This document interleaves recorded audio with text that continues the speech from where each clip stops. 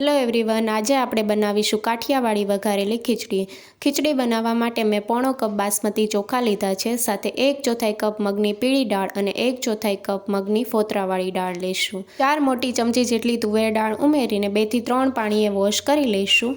હવે પાણી ઉમેરીને આપણે 10 મિનિટ માટે દાળ ચોખાને પલાળીને મૂકી દઈશું. પ્રેશર કુકરમાં 4 કપ જેટલું પાણી ઉમેરશું. 1/4 ચમચી જેટલી હળદર પાવડર, સ્વાદ પ્રમાણે મીઠું ઉમેરશું અને ઝીણા કાપેલા બટેકા 1 કપ લીધા છે. સાથે લીલા વટાણા અડધો કપ લીધા છે. તમે સિંગદાણા અને ગાજર પણ ઉમેરી શકો છો, મેં નથી ઉમેર્યા.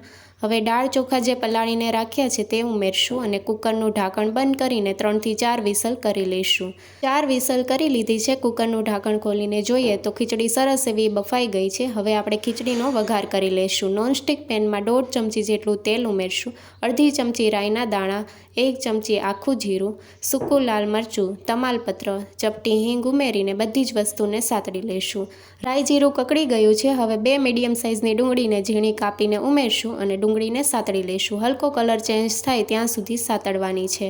ડુંગળીનો કલર ચેન્જ થઈ ગયો છે. હવે 1 ચમચી આદુની પેસ્ટ અને અડધી ચમચી લીલા મરચાંની પેસ્ટ ઉમેરશું. તીખાશ તમે તમારા ટેસ્ટ મુજબ લઈ શકો છો. બંને વસ્તુને સાતળી લઈશું. સાથે ટમેટાં ઉમેરશું. ટમેટાં પણ 2 મીડિયમ સાઇઝના લીધા છે, ઝીણા કાપીને ઉમેરશું. ટમેટાં જલ્દી કૂક થઈ જાય તે માટે સ્વાદ પ્રમાણે મીઠું ઉમેરીને મિક્સ કરી લઈશું. ટમેટાં સોફ્ટ થઈ ગયા છે. અડધી ચમચી હળદર પાવડર, 1 ચમચી ધાણા જીરું પાવડર અને ડ્રાય લસણની ચટણી ઉમેરી છે. બધી જ વસ્તુને મિક્સ કરી લઈશું. હવે ગરમ મસાલા પાવડર અને 1/4 કપ જેટલું પાણી ઉમેરીને મિક્સ કરી લઈશું. મસાલાને 1 મિનિટ માટે કૂક થવા દઈશું. આ રીતે મિક્સ કરી લઈશું અને તેલ છૂટું પડે ત્યાં સુધી કૂક થવા દઈશું. તો આ રીતે તેલ છૂટું પડવા લાગ્યું છે. 2 મોટા ચમચા જેટલી ખીચડી ઉમેરશું અને મિક્સ કરી લઈશું. ખીચડી તમારે જે રીતની ઢીલી ખાવી હોય એ રીતે તમે પાણી ઉમેરી શકો છો. મેં અડધો કપ પાણી ઉમેર્યું છે અને મિક્સ કરી લઈશું. 1 મિનિટ માટે થવા દઈશું.